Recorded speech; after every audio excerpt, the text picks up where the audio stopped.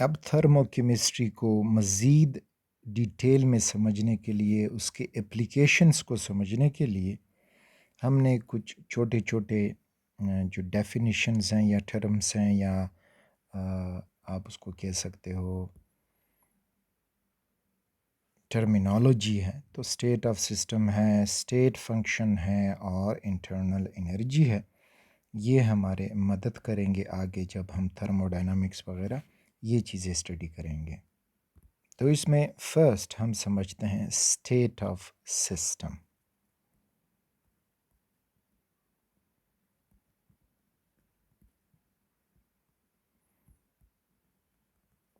State of system आसान अल्फाज में स्टेट हालत को कहते हैं कि एक सिस्टम को समझने के लिए उसकी क्या हालतें हमने नोट करनी होंगी, किस हालतों में उसको रिकॉर्ड करना होगा। तो इसको हम डेफिनेशन से अब यूं कह सकते हैं कि प्रॉपर्टीज़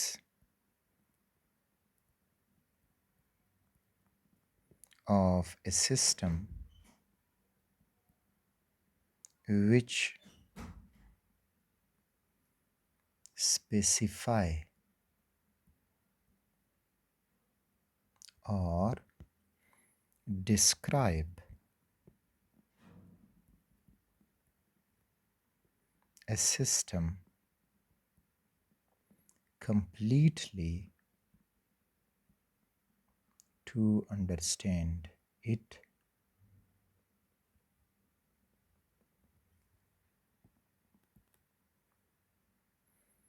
are या is state of system।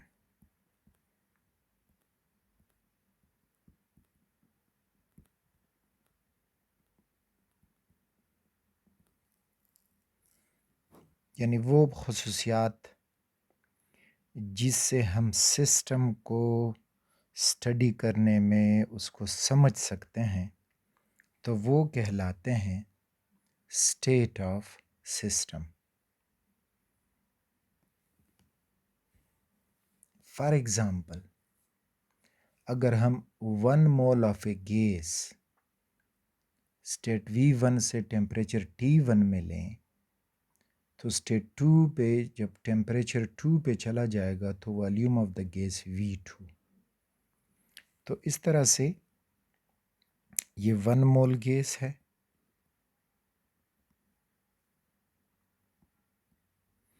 जिसका वॉल्यूम हमने नोट किया तो V1 और टेम्परेचर नोट किया T1। अब इस गैस को हमने गर्म किया, तो जब गर्म किया तो मीन्स का इसका टेम्परेचर बढ़ गया टू T2, तो साथ में इसका वॉल्यूम भी बढ़ जाएगा V2। तो सिस्टम के ये पहले जो थे T1 और V1, ये उसके इनिशियल स्टेट्स थे, और जब हमने टेम्परेचर बढ़ाया, वॉल्यूम भी बढ़ा, तो ये उसके हो गए फाइनल स्टेट्स। तो इस सिस्टम को अब हम आसानी से समझ सकते हैं कि अगर हम किसी सिस्टम में टेम्परेचर बढ़ाएंगे तो उसमें गैस का वॉल्यूम भी बढ़ जाएगा। तो इस तरह हमने ये समझ लिया कि temperature is directly related to volume. तो ये हुआ स्टेट कि हमने इनिशियल स्टेट और फाइनल स्टेट से इसको समझ ला कि टेम्परेचर या volume of a gas is directly proportional to temperature. अब अगर हम ये इनिशियल स्टेट और फाइनल स्टेट ना लेते तो हमें ये पता ना चलता कि वाकई इनमें ऐसा रिलेशन है कि रिलेशन नहीं है। तो इस तरह से और भी कई जो हैं स्टेट ऑफ ए सिस्टम है।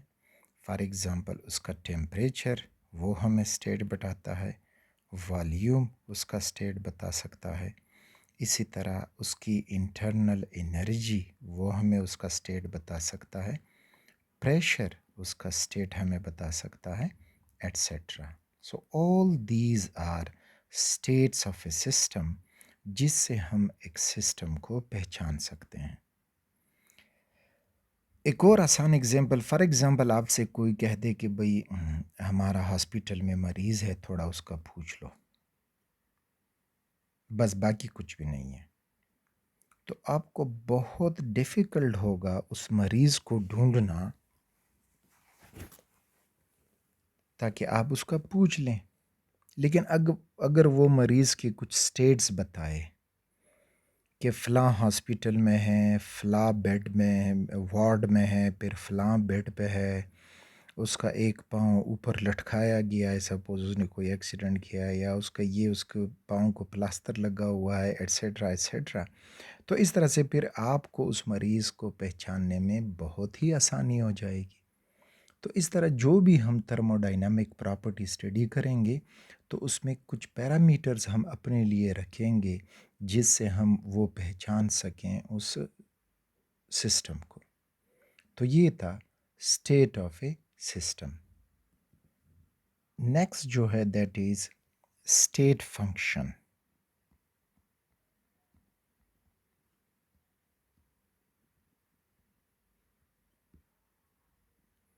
तो first of all state function को डिफाइन करेंगे और फिर इसको समझते हैं. तो state function, the state of system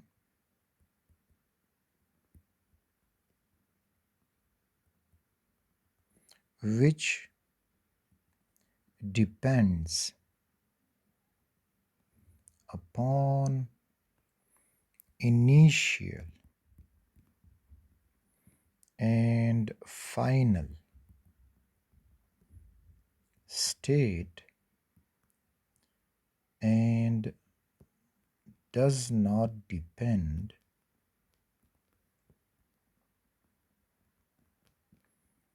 upon the path by which initial state changed to final state is state function.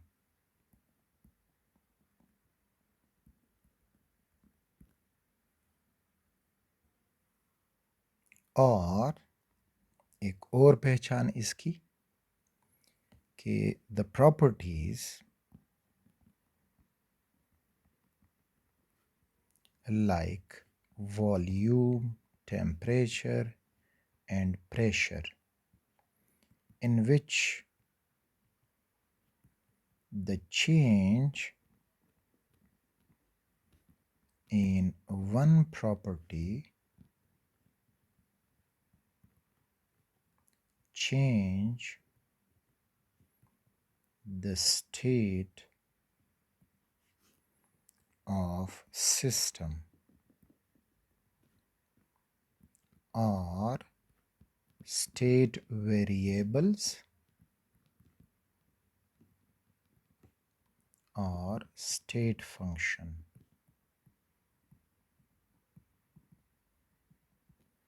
एक और डेफिनेशन हुआ. अब इन दोनों डेफिनेशन को समझते हैं. तो इन दोनों डेफिनेशन को अब हम यूं समझते हैं. फॉर एग्जाम्पल,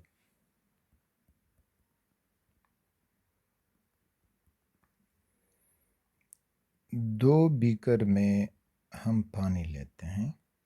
ये हुआ बीकर ए और ये हुआ बीकर बी. दोनों में जो पानी है तो T1 दोनों में है, सपोज करें 25 डिग्री सेल्सियस और इधर भी है 25 डिग्री सेल्सियस. अब हमने 5 डिग्री चेंज लाना है यानी delta T must be 5 degree और इधर भी 5 डिग्री। अब ये 5 डिग्री चेंज डिपेंड करेगा upon the initial temperature and final temperature. तो initial temperature 25, final temperature suppose करें 30 डिग्री सेल्सियस और इधर भी 30 डिग्री सेल्सियस। तो ये चेंज जो टेम्परेचर है वो डिपेंड कर रहा है इनिशियल और फाइनल टेम्परेचर पे, लेकिन पाथ पे डिपेंड नहीं कर रहा कि जिसमें टेम्परेचर बढ़ाया गया 25 से 30 में, दोनों बीकर्स में। फॉर एग्ज़ाम्पल इस बीकर ए को हम हीट करते हैं और बीकर बी को हम विगोरसली स्टिर करते हैं। तो टेम्परेचर हीटिंग से भी बढ़ेगा 30 डिग्री सेल्सियस तक और विगोरसली स्टिरिंग से भी आपको मिलेगा 30 डिग्री सेल्सियस। तो अब डेल्टा ई ना तो हीट पे डिपेंड कर रहा है ना स्टीयरिंग पे डिपेंड कर रहा है, बल्कि डेल्टा ई की जो वैल्यू है वो डिपेंड कर रही है किस पे, T2 minus T1। So it means कि change in temperature is a state function, यानी हम टेम्परेचर में चेंज कई तरीक़ों से ला सकते हैं। ये किसी एक तरीके पाथ पे डिपेंड नहीं कर रहा।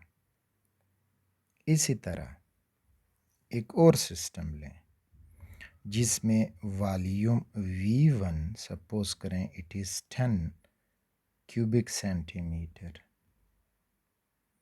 अब इसमें हम चेंज लाना चाहते हैं 5 क्यूबिक डेसीमीटर या सेंटीमीटर, तो change in volume is 5 cubic centimetre.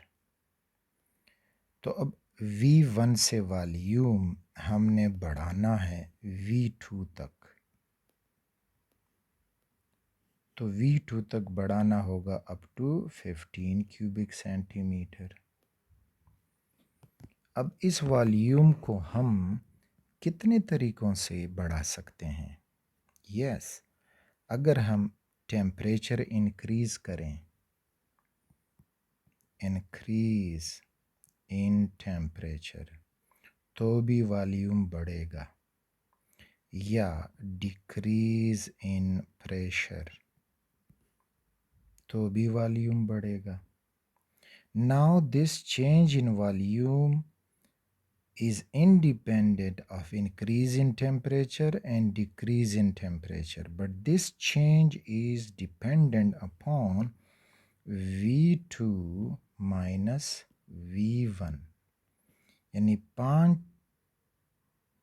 Litre का क्यूबिक सेंटीमीटर का चेंज आया, तो वो कैसे आया कि 15 final volume, initial volume is 10, so we got 5 cubic centimeter change. This change is not depending upon increase in temperature as well as decrease in pressure. तो हम एक स्टेट ऑफ ए सिस्टम में अगर कई तरीक़ों से चेंज ला सकते हैं तो वो स्टेट फंक्शन कहलाएगा, वो किसी एक तरीके पे डिपेंड नहीं करेगा। ये तो हमने समझा इसका पहला डेफिनेशन कि फाइनल और इनिशियल स्टेट पे डिपेंड करता है, दूसरों पे डिपेंड नहीं करता। अब अगर हम नेक्स्ट डेफिनेशन के प्रॉपर्टीज़ टेम्परेचर, वॉल्यूम, प्रेशर, इसमें अगर एक में हम फ़र्क ले आएँ तो दूसरों के प्रॉपर्टी में भी फ़र्क, दूसरों की वैल्यू में भी फ़र्क आ जाता है। तो ये प्रॉपर्टी स्टेट फंक्शन कहलाएगी या स्टेट वेरिएबल्स कहलाएंगे। कैसे? तो इसको अब यहाँ पे देखें कि फॉर एग्ज़ाम्पल हम एक गैस यानी 1 मोल गैस है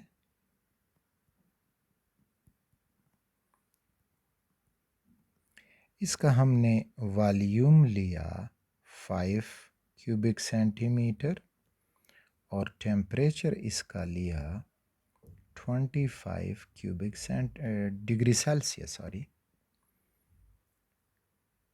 अब अगर इस गैस के बाकी कुछ प्रॉपर्टी हैं तो वो भी इन प्रॉपर्टी की वजह से खुद फिक्स हो गई हैं। कैसे कि अब अगर हम इस गैस का अगला प्रॉपर्टी प्रेशर मालूम करना चाहते हैं तो इन्हीं दो वेरिएबल की मदद से हम प्रेशर को भी फाइंड कर सकते हैं। हालांकि हमने खुद इसको कोई प्रेशर पे नहीं रखा, तो वो हम मालूम कर सकते हैं कि P is equal to R T divided by V, N represent 1 mole.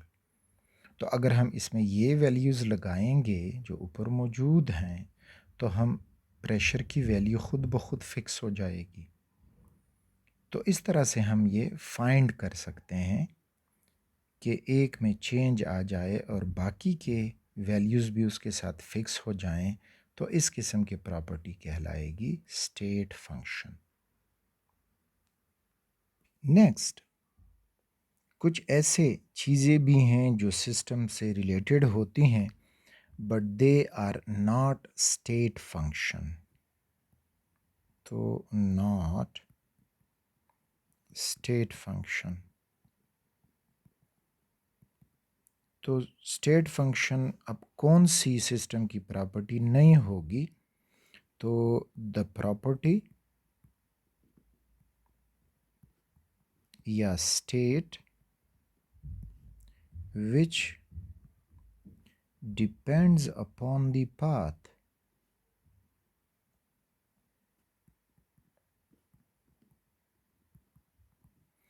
तो वो कहलाती है नॉट ए स्टेट फंक्शन। तो वो स्टेट फंक्शन नहीं होगा क्योंकि वो पाथ पे डिपेंड कर रहा है। और इसमें जो मोस्ट कॉमन एग्जांपल आपसे पूछे जा सकते हैं they are heat and work. इसलिए कि ये दोनों हीट और वर्क रिप्रेजेंट कर mode of transfer of something to the surrounding या from surrounding to the system। तो ये पाथ पे डिपेंड कर रही हैं। यानी अगर हम एक सिस्टम में देखें कि उसमें कुछ हीट है, लेकिन अब ये हीट का पता हमें कब लगेगा? या तो ये सिस्टम जब ठंडा होगा तो हमें हीट का पता लगेगा, या सिस्टम गर्म होगा तो हीट का पता लगेगा। So it is depending upon a path. और वो पाथ क्या है कि फ्रॉम सिस्टम टू सराउंडिंग चलाए तो डिक्रीज इन हीट हो जाएगा, डिक्रीज इन हीट। या from surrounding to the system जाए तो increase in heat of the system हो जाएगा। जब तक ये पाथ फॉलोड ना हो सिस्टम से बाहर का और सिस्टम में अंदर का, तो हीट जो है उसको हम मेजर नहीं कर सकते। तो ये पाथ पे डिपेंड कर रहा है। इसी तरह work done by the system and on the system. तो जब हम सिस्टम के ऊपर कुछ काम करेंगे तो वो एक पाथ पे डिपेंड कर रहा है, और by the system again path पे डिपेंड कर रहा है।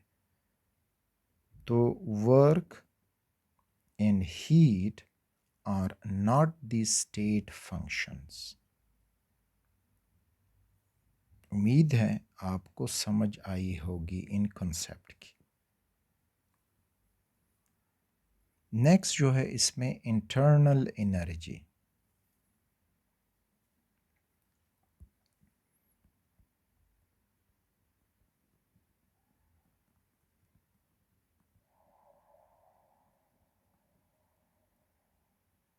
इंटरनल एनर्जी अगर हम डिफाइन करेंगे एक सिस्टम के लिए तो ये होगी total energy of the system denoted by E in chemistry और U in physics, सिर्फ डिनोशन में फ़र्क। तो अब ये टोटल एनर्जी है E, तो जो सिस्टम में मॉलिक्यूल्स होंगे, पार्टिकल्स होंगे, उनकी ऑल टाइप ऑफ एनर्जी, तो एक एनर्जी मोशन की वजह से होगी, दैट इज़ काइनेटिक एनर्जी, और दूसरी ऑल टाइप ऑफ अट्रैक्शन की वजह say that is potential energy. और ये kinetic energy all type of motion, सिर्फ एक मोशन नहीं, जितने वो मोशन कर पाएगा, यानी अगर वो ट्रांसलेटरी मोशन करता है तो kinetic energy of translatory motion T, या अगर वो वाइब्रेटरी मोशन मॉलिक्यूल कर रहे हैं so kinetic energy of vibration की वजह से, और अगर वो कोई रोटेटरी मोशन कर रहा है तो काइनेटिक एनर्जी और रोटेशन की वजह से। और इसी तरह potential energy all type of attraction, all types of attractions, चाहे वो एटम एटम का अट्रैक्शन हो, चाहे वो एक एटम दूसरे इलेक्ट्रॉन का अट्रैक्शन कर रहा है, एक दूसरे के कर रहा है, तो इस तरह से जो भी किस्म की अट्रैक्शन होगी, पोलरिटी है, हाइड्रोजन बॉन्डिंग है, या जो भी अट्रैक्शन है, तो ऑल टाइप ऑफ अट्रैक्शन की वजह से उसमें पोटेंशियल एनर्जी होगी। तो ये दोनों एनर्जी जब हम जमा करते हैं सो ये हो जाती है उस सिस्टम की total energy, which is termed as internal energy. अब सिस्टम की जो इंटरनल एनर्जी है तो उसमें चेंज आता है। तो internal energy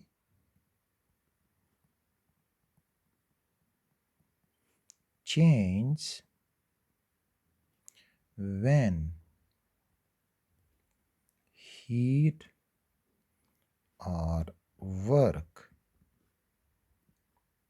is related to the system।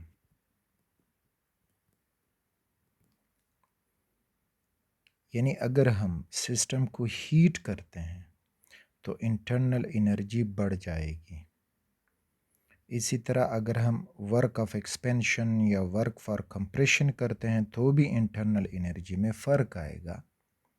So it is changed because this energy is transformed into or out of the system in the form of heat or work। ठीक, तो transformed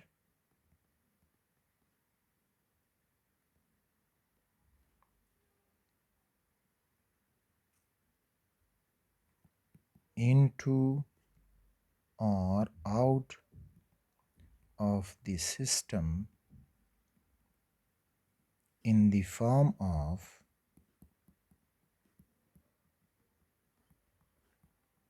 heat और work. यानी ये दोनों जो हैं वो internal energy में चेंज लाएंगे। यानी जस्ट ये बस इंटरनल एनर्जी जो है वो डिक्रीज़ हो गई है। क्यों डिक्रीज़ हो गई है? क्योंकि सिस्टम ने हीट लॉस किया या उसने वर्क डन किया। इंटरनल एनर्जी इसकी बढ़ गई है क्योंकि हीट एब्जॉर्ब हुआ या work done on the system हुआ किसी भी तरीके से। तो ये हमें जस्ट वो मोड बताएगा इंटरनल एनर्जी। अब इंटरनल एनर्जी एब्सल्यूटली हम किसी सिस्टम की मेजर नहीं कर सकते, बल्कि उसके चेंज को हम मेजर कर सकते हैं। तो ये स्टेट फंक्शन है, यानी internal energy is state function, क्योंकि उसमें चेंज हम फाइंड कर सकते हैं bye final internal energy minus initial internal energy. तो ये हो जाएगा उसका change, so it become a state of system. अच्छा, अब अगर हम इंटरनल एनर्जी को बढ़ा दें किसी सिस्टम में, तो वो सिस्टम हमें क्या रिजल्ट दे सकता है? तो if internal energy is increased by heating या by some other form of energy जो कन्वर्ट हो जाएगी into internal energy में, तो हमें ये रिजल्ट मिल सकते हैं। एक ये मिल जाएगा कि इंक्रीज इन टेम्परेचर होगा, उस सिस्टम का टेम्परेचर बढ़ जाएगा, क्योंकि उसमें जो मॉलिक्यूल्स हैं तो उनकी काइनेटिक एनर्जी बढ़ जाती है जब हम इंटरनल एनर्जी बढ़ाएंगे, और average kinetic energy of molecule is temperature, तो उसका टेम्परेचर बढ़ जाएगा। दूसरा, स्टेट चेंज में अकर, उसके स्टेट में फ़र्क आ सकता है। कैसे आ सकता है? कि अगर हम इंटरनल एनर्जी बढ़ाएं तो मेल्टिंग हो सकती है और इवापोरेशन हो सकती है। तो इसका मतलब है कि अगर वो सॉलिड है तो वो सिस्टम लिक्विड में कन्वर्ट हो सकता है, और अगर लिक्विड है तो गैस में कन्वर्ट हो सकता है, या सब्लिमेशन हो सकती है which is conversion of solid directly into gas, तो सब्लिमेशन भी हो सकती है। तो ये तीसरा रिज़ल्ट हमें इसके बारे में ज़रूर मिलेगा। Second result. थर्ड रिज़ल्ट अब इसमें जो मिलेगा कि रिएक्शन में आकर रिएक्शन भी हो सकता है। अगर वो इंटरनल एनर्जी बढ़ जाए, इतनी बढ़ जाएगी कि उसमें बॉन्ड ब्रेकिंग की सलाहियत बन जाएगी, तो जब पुराने बॉन्ड उसमें टूटने लगेंगे तो ये होता है एक केमिकल रिएक्शन। तो फॉर एग्ज़ाम्पल, एक बिजली का तार है जिसके ऊपर ये पीवीसी की जो कोटिंग है वो लगी हुई है। अब इससे बिजली गुजर रही है, किसी वजह से इसमें रेजिस्टेंस बढ़ने लगा है। तो रेजिस्टेंस बढ़ने से अगर आप इस तार को टच करें या इसका टेम्परेचर चेंज करें तो ये तार होगा हॉट, ये हुआ होगा हॉट। तो मीन के टेम्परेचर बढ़ा, और टेम्परेचर अब मज़ीद रेजिस्टेंस जारी है तो टेम्परेचर बढ़ता जाएगा, इतना बढ़ जाएगा कि इसके ऊपर जो ये प्लास्टिक की कवरिंग की गई है ये प्लास्टिक मेल्ट हो सकता है। तो ये प्लास्टिक मेल्ट हो जाएगा और फिर मज़ीद रेजिस्टेंस बढ़ रही है तो आखिरकार ये मेल्टेड प्लास्टिक, चूँकि ये ऑर्गेनिक होता है तो कैन बर्न, जल सकता है, और जब जलेगा तो ये हो जाएगा एक केमिकल रिएक्शन। तो जब भी हम किसी सिस्टम की इंटरनल एनर्जी बढ़ाएंगे तो उसमें टेम्परेचर बढ़ सकता है, या उसमें स्टेट चेंज आ सकता है, या वो रिएक्शन कर सके। इन तीनों में से एक या तीनों या दो ज़रूर होंगे।